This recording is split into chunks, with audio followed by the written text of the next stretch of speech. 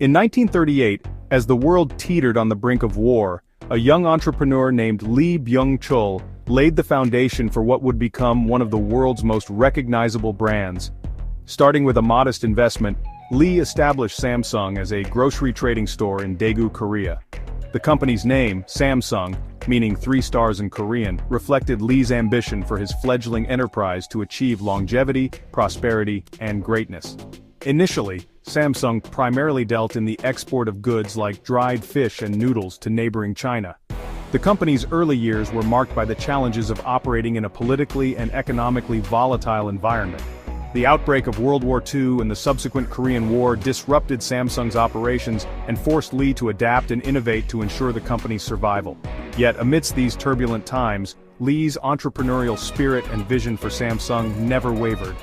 Despite the hardships faced, Samsung's early years instilled in its DNA a resilience and adaptability that would serve it well in the decades to come. Lee's unwavering belief in the company's potential and his commitment to ethical business practices laid the groundwork for Samsung's future success. The company's humble beginnings as a grocery trading store belied the grand ambitions that Lee harbored for Samsung. In the years to come, Samsung would embark on a remarkable journey of transformation, mirroring the economic rise of South Korea itself. The Korean War left the Korean peninsula devastated. In the aftermath, South Korea faced the daunting task of rebuilding its shattered economy.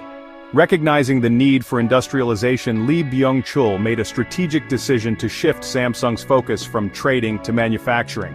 In 1953, Samsung Chail Industries was established, marking the company's foray into textiles. Samsung's entry into textiles coincided with a period of rapid economic growth in South Korea. The government's export-oriented policies created a favorable environment for businesses like Samsung. The company's textile mills churned out fabrics that were exported to meet the growing demand in international markets. Samsung's success in textiles not only contributed to the company's own growth, but also played a significant role in South Korea's post-war industrialization.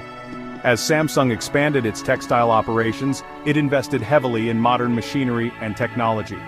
The company also focused on training its workforce, recognizing that skilled labor was essential for its success. Samsung's commitment to quality and efficiency enabled it to compete effectively in global markets.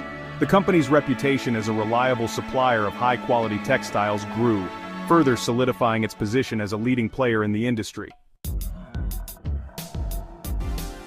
By the 1960s, Samsung had established itself as a major player in